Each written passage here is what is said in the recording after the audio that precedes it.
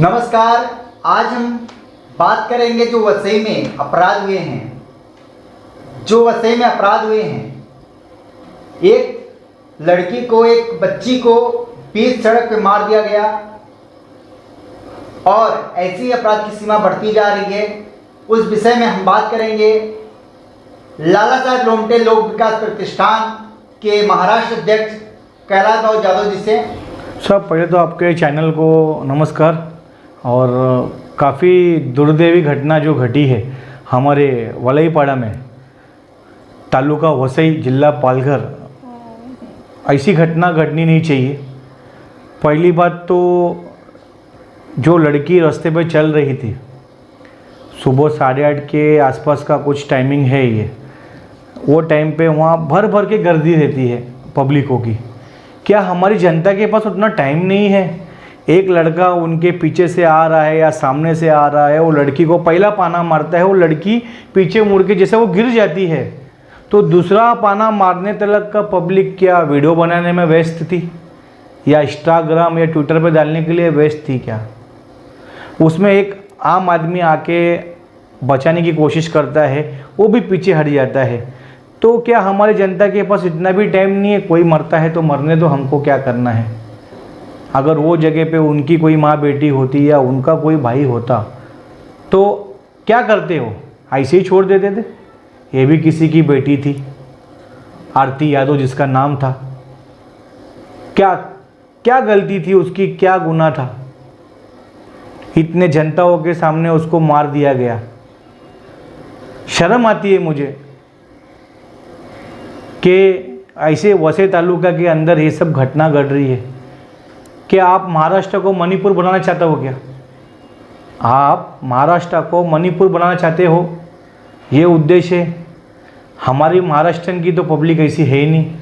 अगर कुछ भी हो जाता तो एक दूसरे के लिए, हमारे बाजू में अगर कुछ हो जाता है तो पट करके लोग भाग के आने वाले हैं। ये तो रास्ते पे हो रहा है, तो पब्लिक सो क्यों रही है? मेरे को ये समझ, सो क्यों रही है, जाग क्यों नहीं रही है?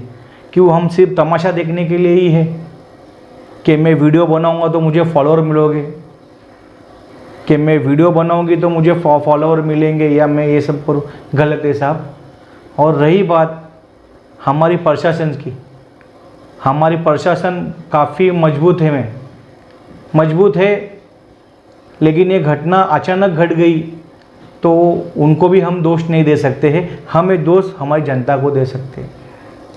क्या ऐसे अगर बीच चौराहे पे जो अपराध हो रहे हैं, क्या उसे रोकने के लिए हमें कुछ और कदम नहीं उठाने चाहिए हमारे सरकार को, या कुछ और ठोस कदम कानून बनने चाहिए जिससे अपराध रुक सके? लेकिन फिर भी अपराध रुकते नहीं हैं, क्या कहेंगे? ज़रूर एक इसके ऊपर एक कायदा लागू होना चाहिए। मैं महाराष्ट्र के मुख्यमंत्री साहब से विनती करूंगा, मैं देश के प्रधानमंत्री से विनती करूंगा, मैं गृह खाता है जो अमित शाह साहब संभाल रहे हैं राज्य के, मैं उनसे विनती करूंगा कि अगर कोई किसी को बचाने जावे तो उसके ऊपर कोई कायदा ना लगे, क्योंकि आदमी डर के मारे भी नहीं जा पाता है। मैं फैमिली वाला हूँ, मैं मिडिल क्लास वाला हूँ, मैं अगर उसको बचाने चले गया, कल पुलिस मेरे पे इंक्वायरी करेगी या कल उसको कुछ हो जाता है तो मैं फंस जाऊँ। तो आदमी काफ़ी कुछ है, मैं किसी को दोष देना नहीं चाहूँगा। तो आदमी अगर बचाएगा तो भी किसको बचाएगा? क्योंकि उसको बचाने जाएगा तो आज ऐसे भी मरना है। लेकिन ये जो घटना जो घटी है, ये बहुत दिल दिलाने वाली घटना है।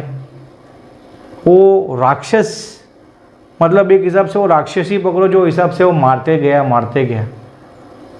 बचाने की बहुत उम्मीद थी लेकिन कोई सामने नहीं आया। जैसे कि बहुत सारे विकसित देश हैं तो वहाँ पे ऐसी घटनाएं नहीं होती, क्योंकि वहाँ का कानून बहुत स्ट्रिक्ट बताया जाता है। और वहाँ पे अगर ऐसा कुछ होता है तो कानून तुरंत एक्शन लेती है और उनको जेल में बंद करके उनके ऊपर सजाएं, या सज़ा के लिए इतना इंतज़ार नहीं करना पड़ता है, या वो एक यूँ कहे कि कोर्ट में तारीख पे तारीख नहीं होती है।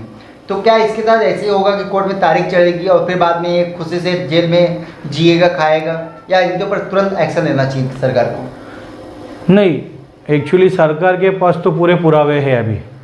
जैसे कि जो घटना घटी है उनके पास फ़ोटोज़, वीडियो सब कुछ है। तो मुझे नहीं लगता है कि सरकार को कुछ सोचना चाहिए। मेरा तो एक ही हिसाब है sir, no arrest no talk, फैसला ऑन द स्पॉट। क्योंकि जितना उसको टाइम देंगे, तो इसमें टाइम देने वाली कोई बात नहीं। किसी की बेटी गई है, आज वो घटना उनके साथ घटी, कल हमारे साथ भी घट सकती है। क्या होगा, उसको एक ही चीज़ है कि मैं साल 2 साल में छूट जाऊंगा। लेकिन जिसकी बेटी गई है उनका क्या, कल तो ये बाहर आ जाएगा, इसकी और डेयरिंग बढ़ जाएगी। आज इसने एक आरती यादव को मारा है, कल दूसरी आरती यादव को मारेगा, हो सकता है किसी और पूजा यादव को मार सकता है वो। तो ये हम मणिपुर बनने देंगे नहीं। ये हमारा महाराष्ट्र है। अगर इसके ऊपर सरकार या कुछ कार्रवाई नहीं करती है तो हमारी संस्था की तरफ से हम आगे बढ़ेंगे। हम और एक बात कहना चाहेंगे, जो देखिए हमारे देश में महिलाएं सुरक्षित नहीं हैं। बाहर से भी अगर लेडी जा रही हैं तो आपने बीच में सुना होगा कहाँ ऐसी एक घटना घटी थी जहाँ पे विदेशी महिला के साथ में दुष्कर्म हुए थे। और यहाँ पे महिलाओं के साथ गलत हो रहा है, कब तक चलते रहेगा अगर प्रशासन टाइट नहीं होगी। जिससे बाहर देश में है ऑन द स्पॉट जगह पे एक्शन होता है, जगह फांसी सजा सुना दी जाती है, हाथ काट दिया जाता है। वैसा कुछ हमारे देश में बनना चाहिए ताकि अपराधी डरे। नहीं, बिल्कुल बनना चाहिए ना। आपके गवर्नमेंट के पास उतनी ताकत है, हर चीज़ पावर आपके पास है, आप यूज़ नहीं करना चाह रहे हो। क्यों इनको ऐसे ही छोड़ दिया जाता है? क्योंकि इनको और ताकत मिलती जा रही है। गुनाह हम बना रहे हैं साहब, गुनहगारों को छोड़ के हम खुद बढ़ावा दे रहे हैं। एक बार आप खाली टाइट होके देखो, ऐसे ये घटना जो आज हमारे वालईपाड़ा में घड़ी है ना साहब, ये महाराष्ट्र में क्या पूरे इंडिया में किधर नहीं होगा। अगर आज टाइट नहीं हो गए ना साहब तो ये सिलसिला कभी रुकेगा नहीं, ये चलते